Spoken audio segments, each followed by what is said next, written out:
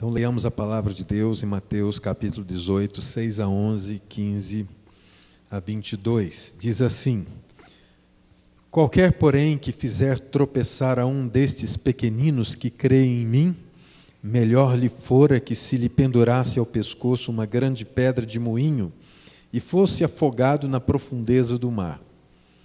Ai do mundo por causa dos escândalos, porque é inevitável que venham escândalos, mas ai do homem pelo qual vem o escândalo. Portanto, se a tua mão ou o teu pé te faz tropeçar, corta-o e lança-o fora de ti. Melhor é entrares na vida manco ou aleijado do que, tendo duas mãos ou dois pés, seres lançado no fogo eterno. Se um dos teus olhos te faz tropeçar, arranca-o e lança-o fora de ti. Melhor é entrares na vida com um só dos teus olhos do que, tendo dois, seres lançado no inferno de fogo. Vede, não desprezeis a qualquer destes pequeninos, porque eu vos afirmo que os seus anjos nos céus veem incessantemente à face do meu Pai celeste. Porque o Filho do Homem veio salvar o que estava perdido. 15. Se teu irmão pecar contra ti, vai arguí-lo entre ti e ele só. Se ele te ouvir, ganhaste a teu irmão. Se, porém, não te ouvir, toma ainda contigo uma ou duas testemunhas, para que, pelo depoimento de duas ou três testemunhas, toda palavra se estabeleça. E se ele não os atender, dize-o à igreja, e se recusar ouvir também a igreja, considera-o como gentio e publicano. Em verdade vos digo que tudo o que ligardes na terra terá sido ligado nos céus, e tudo o que desligardes na terra terá sido desligado nos céus. Em verdade também vos afirmo que se dois dentre vós sobre a terra concordarem a respeito de qualquer coisa que, porventura, pedirem, ser-lhes-á concedida por meu Pai que está nos céus. Porque onde estiverem dois ou três reunidos em meu nome, ali estou no meio deles. Então Pedro, aproximando-se, lhe perguntou: Senhor, até quantas vezes meu irmão pecará contra mim, que eu lhe perdoe? Até 7 vezes? Respondeu-lhe Jesus: Não te digo que até 7 vezes, mas até 70 vezes 7. Esta é a palavra do Senhor. Por vezes, nós somos regados por notícias de escândalo.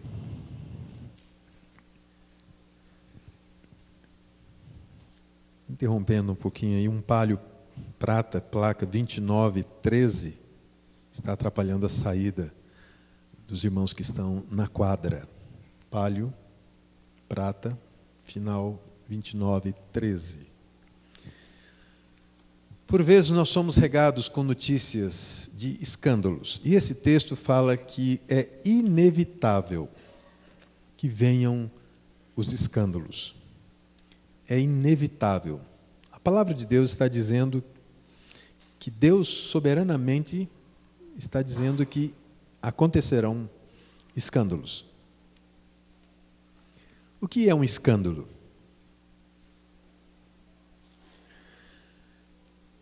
Você ouve uma notícia assim: igreja, isso é real, católica em Portugal enfrenta denúncias de escândalo sexual envolvendo o bispo. Bom, essa não é uma premissa da igreja católica. Escândalo na Igreja Universal, escândalo com pastor evangélico, escândalos envolvendo pastores e igrejas evangélicas, são sempre notas comuns em jornais, na internet. Vídeos com cenas de sexo entre pastor e fiel vazam na internet. Escândalos de pastores e bispos na mídia evangélica. Escândalo em Boston com um pastor brasileiro que abusa sexualmente de 5 mulheres, alegando que Deus o mandou ungir as genitais. A mídia se aproveita realmente disso porque ela vive de notícias, de toda a espécie. Mas o que nos preocupa não é o que a mídia noticia ou o que não noticia. É o que isso causa na vida cristã, na vida dos crentes. Eu acredito que pensar sobre isso vai trazer algum entendimento novo para o seu coração. E o seu comportamento em relação aos pecadores, que deve ser mudado. Porque quando o texto está dizendo que é inevitável que haja escândalos, Jesus está dizendo uma verdade. Não é uma determinação, mas é um fato que escândalos existiriam. Geralmente nós imaginamos que escândalos são apenas os pecados que vêm à tona e que tornam-se conhecimento público. Sim, esse é um efeito danoso, um efeito desastroso para a igreja cristã. Não como igreja, pensando na organização, mas como pessoas, porque nós somos a igreja de Cristo. Você é a igreja de Cristo. A questão aqui não é avaliar, entanto, o pecado que está ali evidente, mas aos efeitos que esse pecado gerarão. E o texto está dizendo que esse pecado gera um efeito num tipo de pessoas que Jesus está chamando de pequeninos. O que vem a ser esses pequeninos? Vamos olhar para esse texto? Continue com a Bíblia aberta aí e siga comigo assim de maneira sequencial, lógica.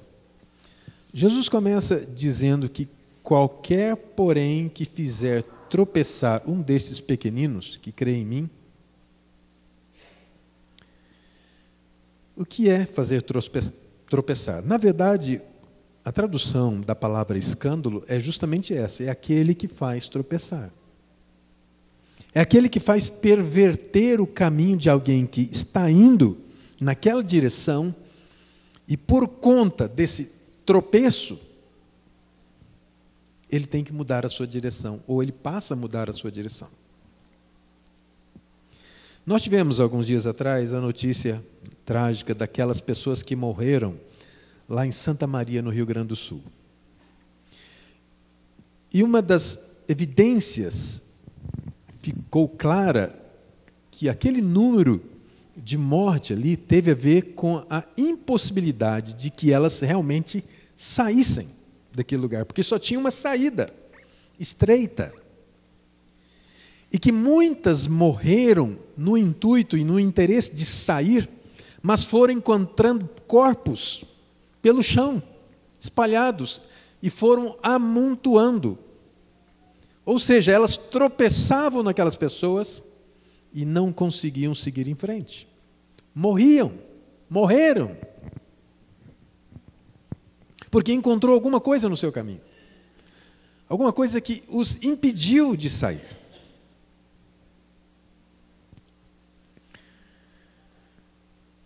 Por isso, quem fizer tropeçar a um destes pequeninos.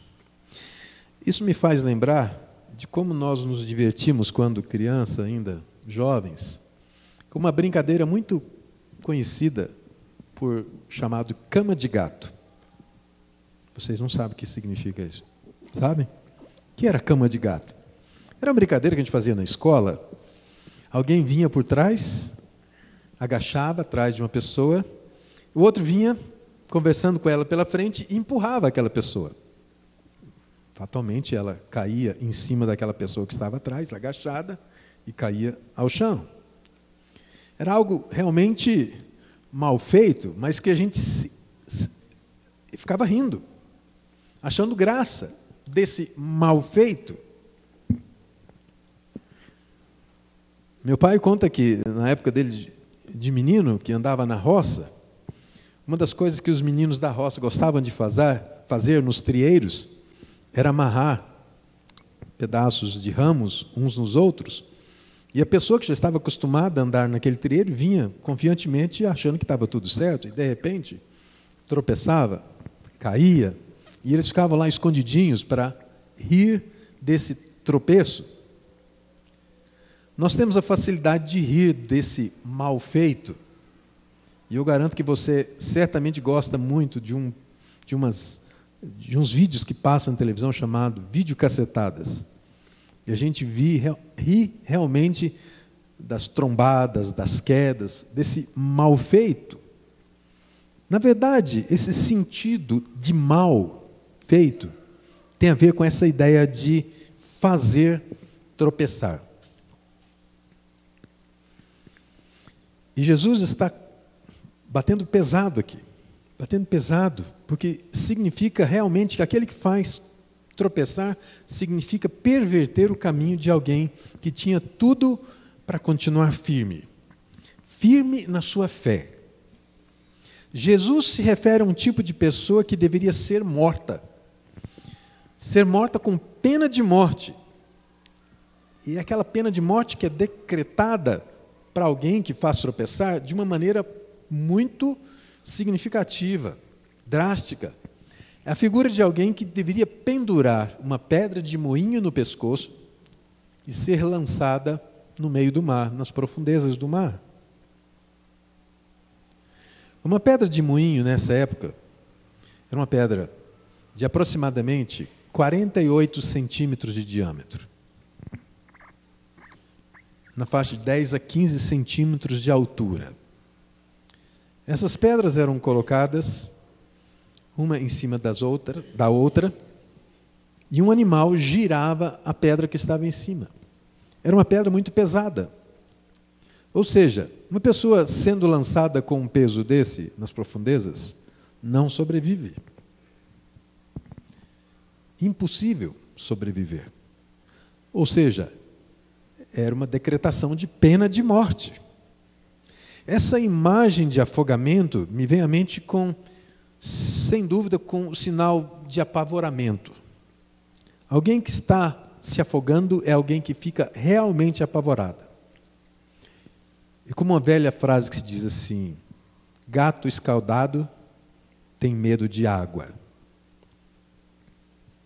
Alguém que pudesse presumir que, por conta das suas atitudes, fizesse tropeçar alguém na fé, deveria reconhecer realmente a decretação da sua pena de morte.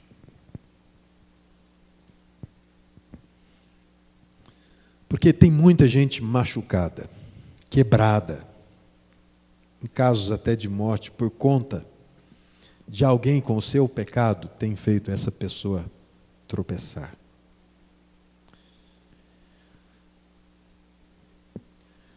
Mas o texto continua dizendo: tropeçar a quem?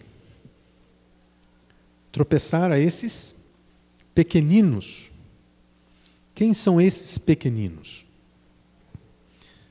Observe que Jesus anteriormente abençoou crianças, trouxe crianças diante dos seus discípulos, que foram apresentadas a ele, e Jesus deu uma lição de que a vida cristã tem que ser de humildade. E ele se refere a essa humildade a essas crianças. Eu creio que Jesus, quando falava sobre esses pequeninos e a esses discípulos, estava falando sobre a infantilidade da fé. Gente que, como Paulo, fala sobre os neófitos, fala então sobre os novos da fé, também fala sobre a questão do alimento espiritual que ele continuava a dar à gente fraca na fé. Pequeninos significa essa fragilidade na fé. É como criança que começa a andar. Seu equilíbrio está em formação. Ela balança e, vez por outra, ela cai, ela perde seu equilíbrio. Ou então, um adulto passando por um período de recuperação fisioterapêutica tem dificuldades também nos seus movimentos. É gente que caminha na fé ainda como neófito ou como infantil na fé e que não pode ter o seu caminho obstruído. É alguém que começa a dirigir pela primeira vez. E quando alguma coisa passa na sua frente, é um apavoramento. É desse tipo de gente pequenina que Jesus está falando e que precisa realmente ter o seu caminho firmado. E o escândalo e o tropeçar faz com que essa pessoa perca a sua rota de fé. Essa é uma preocupação que nós devemos ter, muitas vezes, com a nossa empáfia de maduros na fé, de acharmos que somos suficientemente seguros. Pelo contrário, a palavra de Deus diz: aquele que está em pé, veja que não caia. E é possível que a gente, muitas vezes, tão seguros da nossa fé, principalmente aqueles que são, vou usar essa expressão, igrejeiros, estão aqui há muito tempo, vivem nas suas igrejas há muito tempo, e não se dão conta de que realmente são responsáveis pelos seus irmãos mais novos. Observe, então, que este cuidado para com os pequeninos tem a ver com aqueles que são maduros, irmãos mais velhos. Ou seja, o Senhor Jesus está aqui nos ensinando a nos comportar em face ao pecado e com a possibilidade de tornarmos o nosso pecado um escândalo. E nós devemos estar preocupados com o que essa prática vai gerar no coração dessa gente. Os escândalos. Os escândalos, o texto continuando aqui diz que é inevitável que venham, ou seja, eles acontecerão. Em outros lugares da Escritura, nós somos ensinados a evitar o pecado, ou a tratar com o pecado e também com o pecador. Mas aqui Jesus está nos ensinando a nos comportar em relação aos escândalos, pois é inevitável. A razão pela qual o escândalo é inevitável é porque nós vivemos num mundo que jaz no maligno, cheio de pessoas falhas, e essas pessoas falhas aceitaram a Jesus, se tornaram nossos irmãos, irmãs em Cristo, mas eventualmente cometem erros.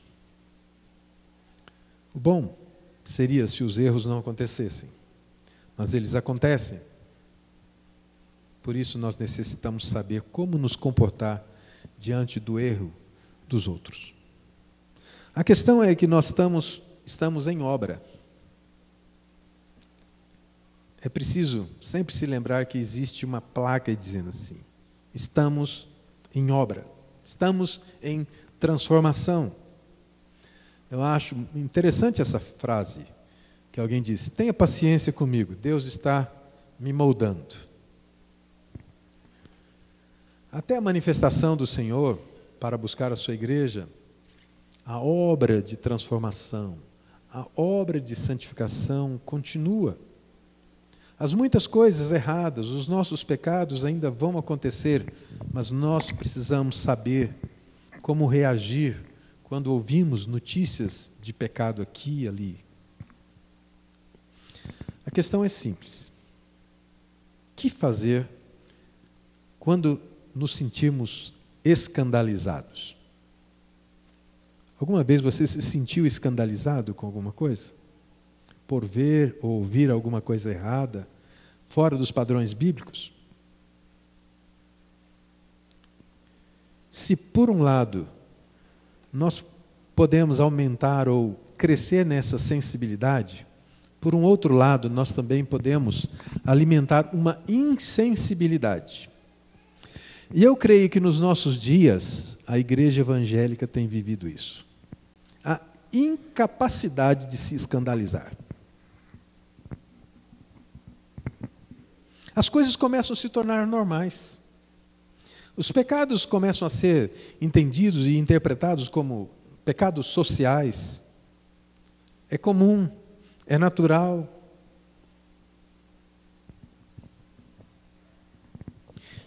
Esse é um grande perigo.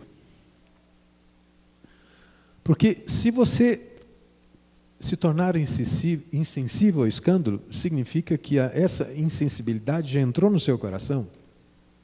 E pecado é uma coisa que não é avaliada por você. Ou seja, não existe mais pecado.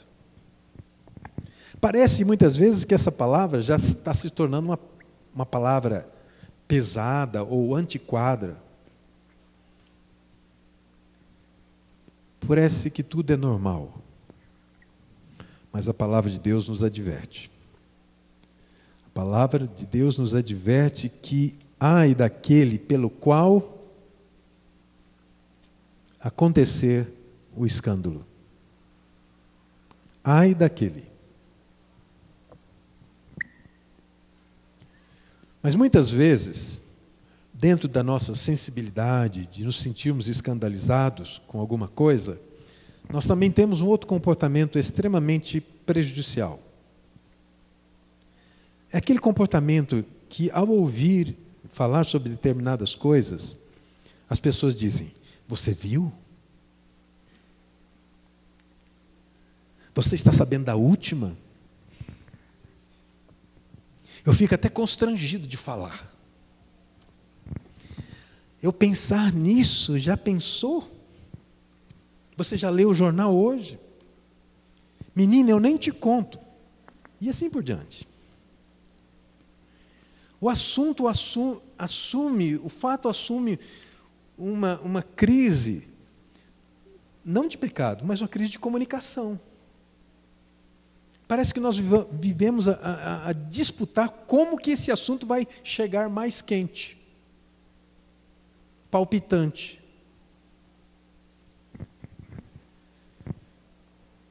É desse modo que muitas vezes o escândalo ou o pecado começa a ser transportado de pessoa para pessoa, e isso vai enfraquecendo a fé dos pequeninos.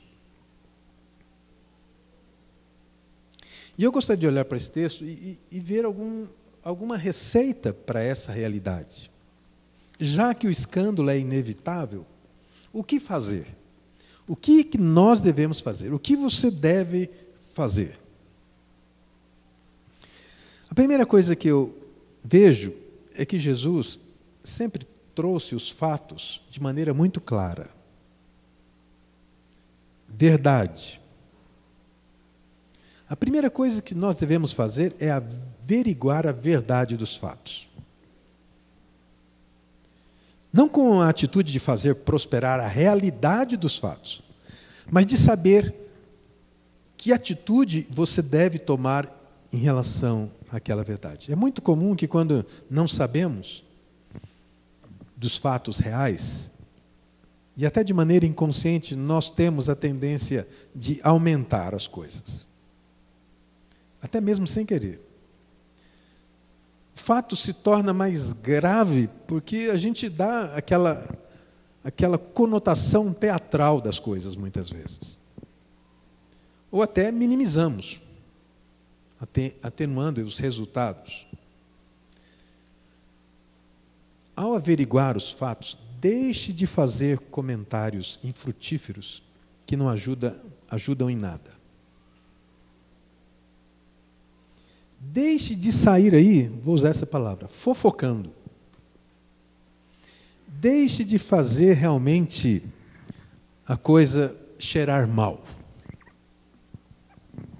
Averiguar os fatos significa confrontar a realidade, confrontar-se com a realidade. Não com o fim de tirar proveito dela. Porque muitas vezes nós queremos, com os fatos, até alimentarmos um certo sentimento de justiça própria. Como aquele que diz: você viu lá? Você viu lá o que aconteceu? Fulano, de certa forma, ele está dizendo assim, isso não acontece comigo. Isso não acontece comigo. A busca da verdade tem como objetivo realmente trazer o mal para que você tenha o remédio apropriado. Por que você vai no médico? Por que você vai realmente fazer uma consulta? Você tem sintomas, mas você precisa da direção certa que o médico vai te dar com o remédio certo, adequado.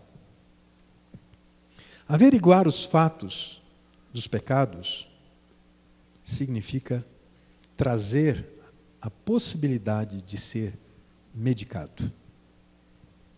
E é isso que o texto vai dizer. A partir do verso 15 até o verso 17, Jesus nos dá aqui uma lição que eu considero a forma mais apropriada no que nós podemos chamar de consulta espiritual. Jesus está dizendo que é preciso haver um confronto, é preciso haver uma admoestação. Jesus diz, vai lá, admoesta-o, se ele não te atender, se ele não se arrepender, vai, busca uma ou duas testemunhas, confronta-o de novo, se ele não atender, aí você leva à igreja.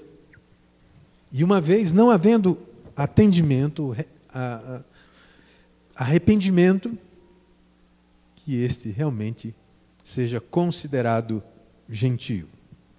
Ou seja, fora do rebanho, fora de Israel. Para que isso aconteça, para que essa admoestação aconteça, Jesus está falando isso aos seus discípulos, considerando que eles já tinham andado suficientemente com o Mestre, considerando que já havia uma certa maturidade. A admoestação é alguma coisa que denota maturidade. A sua fé deve ser madura. E como irmão mais velho, ou mais experiente, você deve conduzir o seu irmão ao caminho da santidade.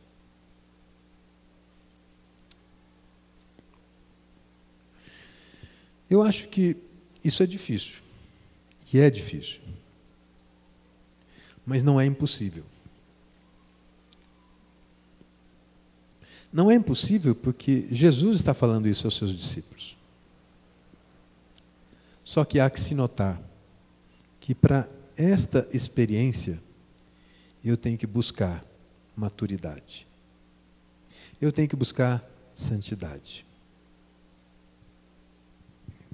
Eu tenho que buscar a vida reta diante de Deus e diante dos homens. A admoestação significa a possibilidade de reconhecimento da autoridade que você tenha. Você alimenta essa autoridade.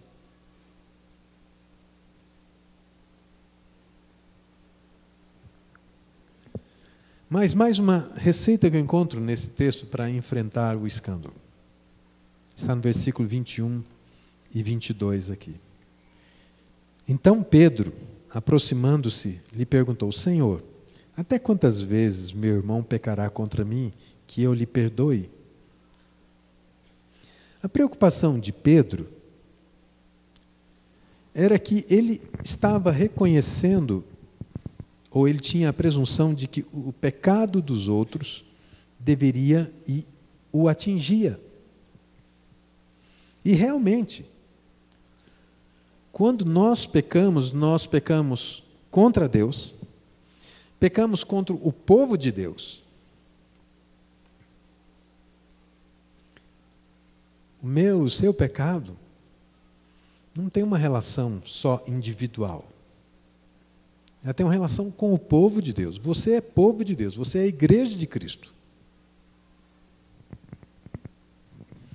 Pedro, então, está interrogando a Jesus, de certa forma, vou usar essa expressão, para livrar a sua barra. Ele queria livrar a sua barra.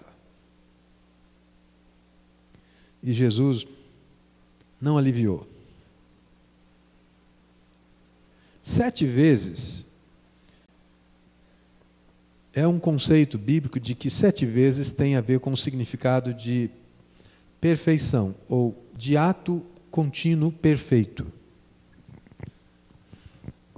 Nessa hermenêutica, a gente reconhece que Deus fez o mundo em 7 dias. E tudo que Deus fez em 7 dias foi completo, perfeito.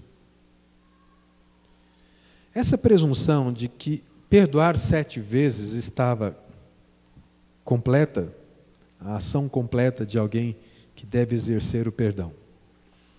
Por isso Pedro estava usando esse número. Mas Jesus faz uma conta absurdamente exigente. Não 7, mas 70 vezes 7. E você já fez as contas aí, sabe qual é o resultado. Como diz o reverendo Samuel, já que você é bom de geografia, já tem o resultado aí. 490 vezes. Não era isso que Jesus estava dizendo. Jesus não estava falando de um número perfeito, de um número exato. Jesus estava falando de uma atitude que deve ser contínua. Contínua para ser perfeita. Porque é desta mesma maneira que o Pai, Deus, o nosso Pai, executa o seu perdão, aplica o seu perdão. Quantas vezes você confessa? Nos nossos cultos nós sempre temos esse momento de confissão. Se você está aqui há um ano, pelo menos 52 vezes você já pediu perdão aqui. Se você vive nessa igreja 10 anos, pelo menos 500 vezes, já passou de 490. Sem que contar, todos os dias você deve confessar a Deus os seus pecados. Perdão é a palavra mais aplicada nas Escrituras. Desde o princípio, Deus deu demonstração de que, na sua atitude, o perdão sempre foi possível. Na atitude que você tenha de arrependimento, Deus está sempre pronto a lhe perdoar. Diante do arrependimento não cabe outra coisa senão o perdão de Deus. Na essência da sua fé, o perdão é a atitude primeira, é a primeira ação que Deus tem para com você. E é por causa dessa ação que nós somos acessivelmente habilitados para recebermos as bênçãos da nova vida com Cristo. O perdão é a consideração real de que nossa culpa foi paga. Se na admoestação levamos nosso irmão a ter conserto com Deus e tem a primeira atitude de Deus em arrependimento a perdoá-lo, consequentemente, eu e você não podemos ficar fora dessa atitude. Não é isso que diz a oração do Senhor? Assim como nós perdoamos a quem nos deve, o perdão é o ingresso de uma caminhada a 2. Perdão é um ingresso de uma caminhada a 2. Se você quer viver na comunidade dos santos, você precisa aprender a perdoar uns aos outros. Porque senão será impossível caminhar com o povo de Deus. Muitos casamentos se desfazem pela falta do perdão. Por isso, não conseguem andar juntos. Porque sem perdão é impossível andar juntos. O acúmulo de situações não resolvidas traz sempre o peso da condenação. A intriga, a dissensão, as facções.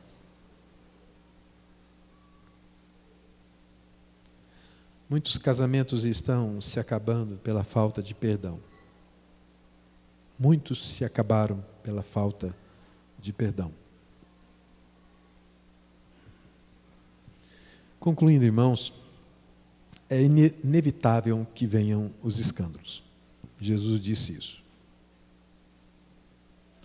Mas antes de fazer qualquer comentário sobre alguém, é necessário conferir os fatos, para se constatar a verdade. Porque muitas vezes corre o risco de estarmos divulgando uma inverdade em forma de infâmia, o que no popular chama-se de fofoca maldosa.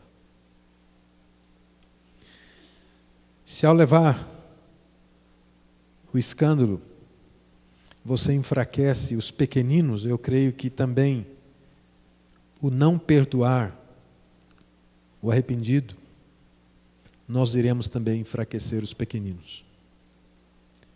Os pequeninos verão quão maduro nós somos no Senhor quando nós realmente sabemos enfrentar o escândalo.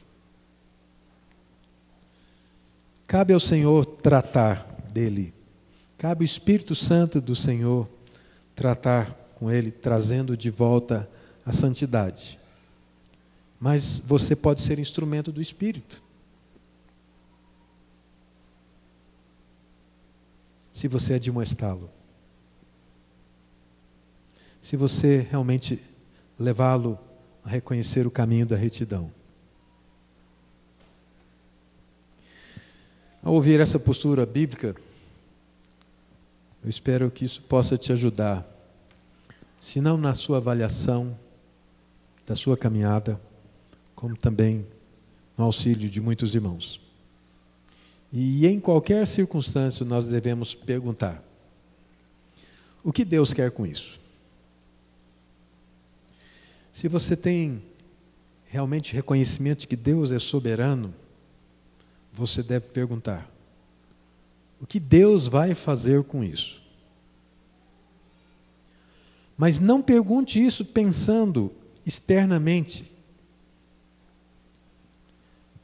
A oportunidade não é para avaliar os resultados históricos externos, e sim a oportunidade que você tem de avaliar o seu coração diante do escândalo. Trate de você mesmo, para que você possa tratar dos outros. Sua vida realmente pode ser vista como um luzeiro. Pode ser vista como sal da terra. Mas só terá valor se realmente as ações de sal, de luz, puderem ser aplicadas, não só à nossa vida própria, mas a do corpo de Cristo. É inevitável que venham os escândalos, mas é preciso ter postura madura,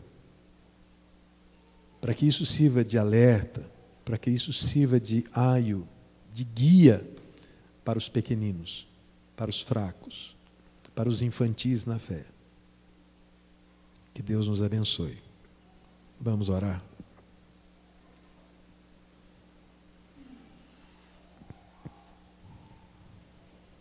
Senhor Jesus, a Tua palavra é verdade. A Tua palavra, dirigida àqueles discípulos, é a mesma dirigida aos discípulos de hoje, ao Teu povo, à Tua igreja. Mas nós queremos, ó Deus, realmente ser alertados pelos perigos da caminhada. Os perigos de fazermos tropeçar e os próprios perigos de tropeçarmos e levar outros a cair. Por isso, ó Deus, dá-nos a graça de sermos alertados, conduzidos primeiramente pelo Teu Espírito, pela Tua palavra e, sobretudo, sermos tratados com esta palavra, que ela possa realmente nos direcionar. Mas também queremos ser instrumentos do Senhor para a vida de outros. Não para o tropeço, mas para a edificação. Que o Teu povo assim veja o desafio da Tua palavra e possa viver segundo a Tua boa vontade. no nome de Jesus.